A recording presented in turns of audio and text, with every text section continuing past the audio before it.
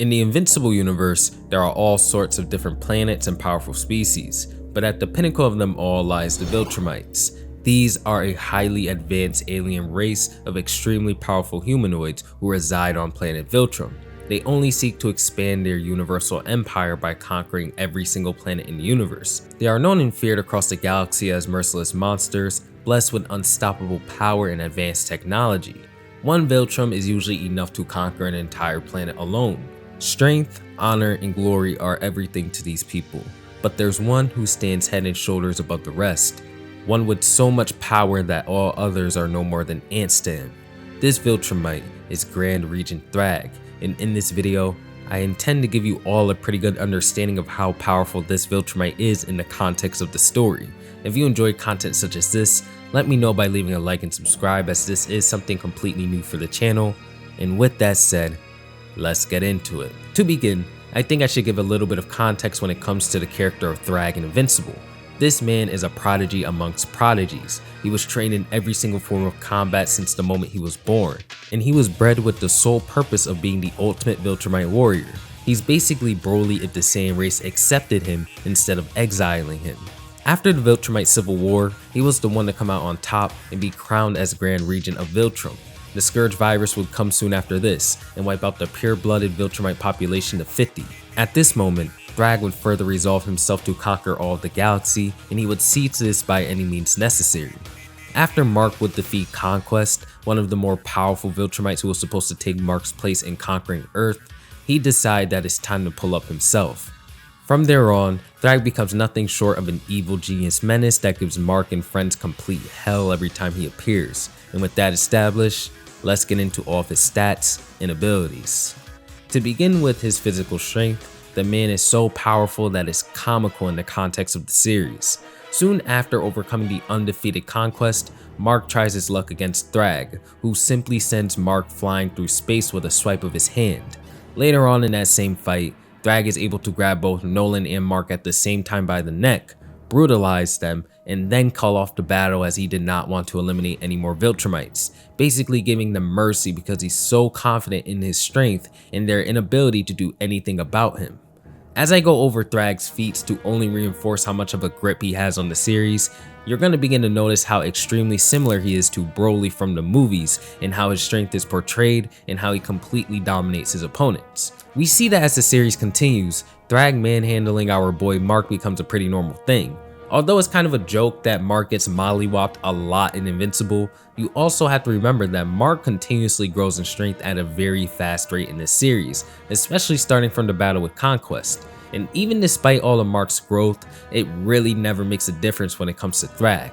Of course, the best display of Thragg's strength comes from his battle against Battle Beast. I do think this fight is more of a showcase for Battle Beast himself, as it finally shows the viewer what he's truly capable of, whereas we already know that Thragg is a monster of monsters. But I think the most important piece of information we get out of this fight is the fact that nobody interrupts it, because they know that their interference may be detrimental to the outcome of the fight, as they were all relying on Battle Beast to be the one to take down Thragg. Moments like these are usually made to convey that these two characters are on a level of their own, and anybody else is just an ant in their way. Thragg's physical strength is obviously at the peak of the verse. I mean, even in the final saga of the series, we see Dude throw his own children at Mark as projectiles to hurt him, and they end up exploding on impact and dying from these throws. It's crazy. Lastly, Mark alongside two other Viltrumites were able to completely destroy planet Viltrum. Keep in mind that this event is supposed to take place soon after Season 3's conclusion. Not only this, but we see Mark massively restrain himself throughout most of the series, yet majority of his battles result in him destroying tons of cities and buildings and all that jazz. And with these being feats from Season 3 and 4 where Mark is nowhere close to his peak at the end of the series, Thragg should be sitting far above this mark, and he should be able to replicate these feats 10 times over if he desired. Thragg can also match Battle Beast blow for blow. This is the same guy that was ripping apart Ragnars with ease. These Ragnars are mindless beasts that the average Viltrumite are told to avoid, and more than likely cannot beat. I find the best way to describe Thragg's strength is to describe him in this light.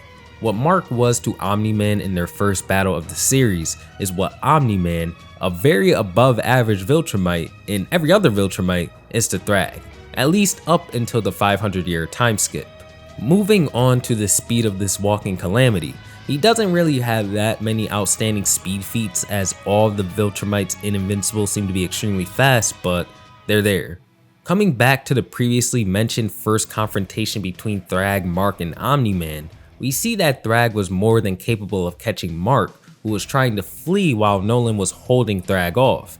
Then as Nolan would catch up to the two, Thragg would be able to instantly react to Nolan's appearance and impale him with his hand. This one movement here, displaying his insane reaction and travel speed all in one. Most impressively, Thragg is able to easily dodge Space Racer's Infinity Blast. This is a character who was able to easily track and follow a Viltrumite who flew from one solar system to another. This is certainly an above the speed of light feat, judging from the fact that this seemed to be a pretty fast event in the series.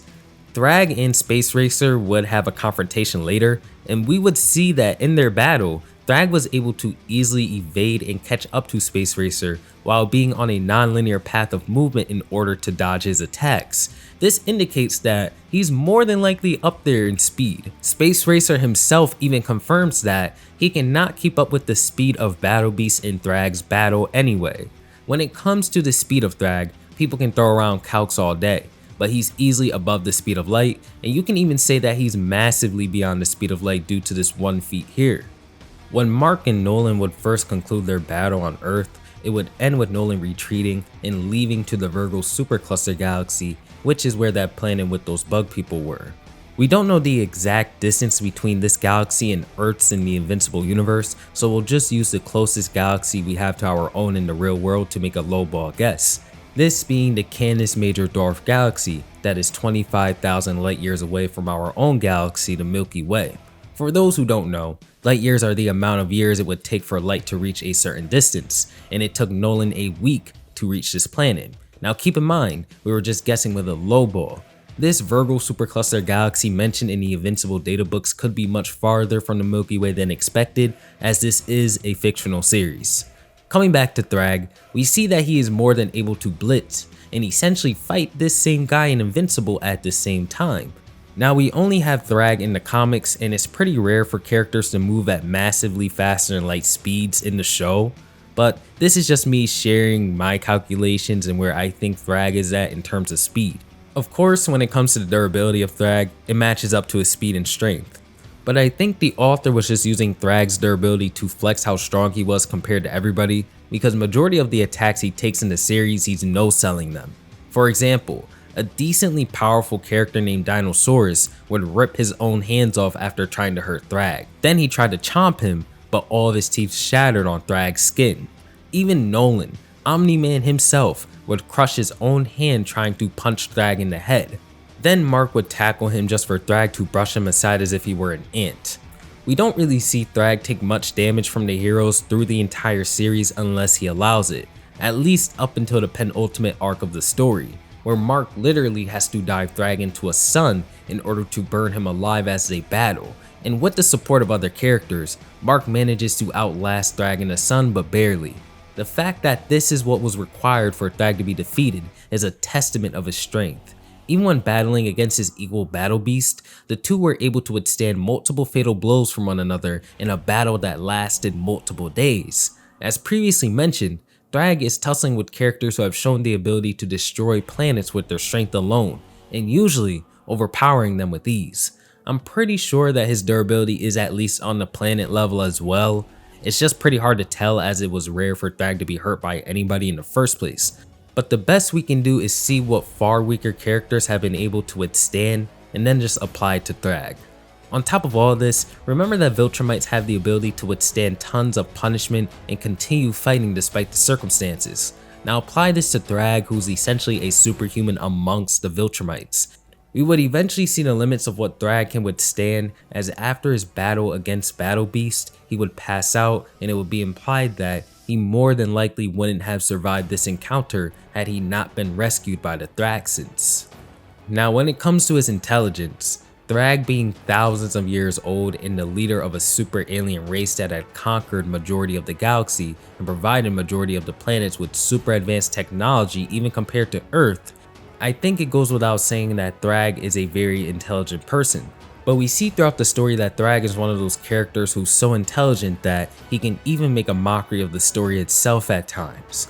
He always has some sort of plan no matter how bad things are, and this plan tends to go in his way.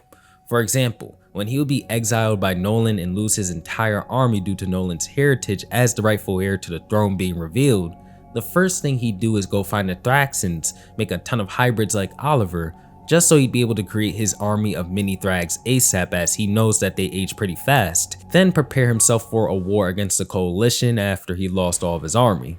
His intelligence also seems to be the reason he came out on top against Battle Beast, because we see that he took advantage of Battle Beast's self-inflicted wound at the very end of their battle, as he has some stuff wrapped around his hand. I have to be a little safe for YouTube. This also shows that he will do anything to win. He's no robot or Angstrom Levy, but just know that when Thragg's gotta move tact, he certainly will. Moving past the foundational stats of the character that display his dominance over the majority of the story, I just want to point out a couple of extra abilities and ridiculous things he's done. For example, Thragg, when entering his final battle, would walk out with 2 Ragnars on leashes and use them as weapons. The way he did this was by swinging them toward his opponents so they would maul anybody that got close enough, and it was actually working. You can see that he actually caught bodies with this nonsense. And just to remind you, these Ragnar were so dangerous that the Viltrumite Empire wanted nothing to do with them, and this guy has them on leashes. You can really tell that the author was just having fun writing this character back then. Thragg also has an indomitable will. He's possibly the only character I've seen compared to Yuji Itadori from Jujutsu Kaisen when it comes to this. Literally nothing but death can stop the man from achieving his goal. Even being stuck in the sun for a prolonged period of time wasn't gonna stop him. Thragg is a character who's only shown a brief yet undeniable run of absolute dominance since his introduction in the late story of Invincible. I'm going to briefly go over all of his battles in the series to reinforce this. Thragg makes his first appearance in one of many fights against Mark in the Heroes in Space. He manages to destroy Oliver, Mark, Nolan, Battle Beast, and Thetis all in sequence. Then goes on to spare everybody but Thetis, as he wants all Viltrumites to be a part of the Empire, enemy or not. Soon after this, Thragg comes to offer Mark a truce. This moment includes Mark socking Thragg in the chin, to which Thragg just eats the hit and tells Mark it's useless, you can't do anything to me, just stop. Remember, this is the same Mark who had defeated Conquest, one of history's most powerful Viltrumites. Thragg's next battle in the timeline has him fighting the previously mentioned Dinosaurus, and where Dinosaurus does everything possible to hurt the Viltrumite, but only hurts himself. Then soon after this, Thragg finds Nolan enjoying time with his wife and begins to beat him down. This is because he had recently found out about Nolan's heritage as the ruler of the Viltrum Empire, and he wanted to get rid of Nolan before anybody else would find out. Nolan doesn't fight here at all, as he's trying to be peaceful, and anyways, other Viltrumites do intervene and they find out about Nolan's heritage, causing them to jump Thragg and beat him down. Thragg wasn't really fighting back against the other Viltrumites either. It's a bit of a nothing burger event when it comes to gauging his strength, but I've been on YouTube for a while now and I know people are gonna be mad and upset that I didn't mention this. After all the Viltrumites beat down Thragg, Nolan exiles him and he goes on to conquer the Thraxan planet, making a bunch of children there. But before this happens, he comes across Battle Beast, who was tasked with the elimination of Thragg himself, and this results in them engaging in the ultimate battle between 2 unstoppable titans. But they're interrupted by a pack of the most feral and powerful specimen in the universe, the Ragnar. One of them really damages Thragg, and this causes Battle Beast to panic as he wanted nothing to interrupt this battle, and they make a truce to quickly dispatch the creatures. Once completed, Battle Beast does some damage to himself to even the odds once more, and the 2 engage in their battle. This battle spans days, is a heavily destructive back and forth that puts the planet in jeopardy. Everything around them is destroyed as they fight with everything they have. We eventually see that Battle Beast is the loser of the battle, with the fight being so close that Thragg almost succumbed to his injuries, and the next time we see him, he's wearing Battle Beast's hide as a cape. Due to Battle Beast pushing Thragg as far as he did, Thragg was more than likely able to gain a huge power boost from this event, making him more powerful than he already was. 5 years pass in the story, and Thragg is on standby developing his new Viltrumite army. As of now, they're adolescents and they're quite powerful as they are as children, so they begin to make their move. Thragg himself doesn't make a move until he locates Mark and storms his home alongside his 2 children, Onan and Ursal. As his 2 children keep Mark and Eve busy, Thragg is able to get his hands on Mark's child in order to eliminate her. This is when an adult Oliver comes in to save her, only for Thragg to take his life with one attack and brush him aside as if he were nothing. Soon after Mark and Eve catch up to Thragg, Thragg manages to defeat Mark quite easily and end their battle by ripping him in half, leaving him and calling it a day. This moment sets up the final battle between Mark and Thragg, as at this point, Mark understands that Thragg can no longer be left unchecked and peace is not an option. The final battle starts as Nolan declares Thragg to be his target in the war, but this battle comes to an end extremely fast as even Nolan cannot hurt Thragg anymore. Thragg has become so powerful that the fist of the all-powerful Omni-Man shatters upon hitting Thragg's head. Mark tries to jump in this fight to help his father, but Thragg simply swipes him away and says that he'll be dealing with him soon after. Thragg goes in to charge Nolan, but Nolan retaliates with a headbutt to Thragg's face, breaking his nose. This causes Thragg to get sick and tired of fighting him, so he impales him and then rips him in half. Mark, seeing this, becomes enraged and takes over the fight, and Nolan has become incapacitated. As Mark's frustration is only growing and he witnesses Thragg take his own children and throw them at Mark, he claims that he will not allow Thragg to sacrifice his children anymore, so he grabs him and plummets the both of them toward the sun. This is the final stage of their battle. The two begin to fight in a star, as Mark gives it his all to keep Thragg in the battlefield and sacrifice himself for everyone's sake. As Mark was about to give out, he'd be supplied with armor from Robot to continue fighting Thragg in the sun. And this, plus the fact that Eve gave Mark a boost in strength before the battle, is what would allow Mark to keep Thragg here long enough for him to perish, not before Mark would also pass out himself, although he'd be saved by Alan at the very end of it all.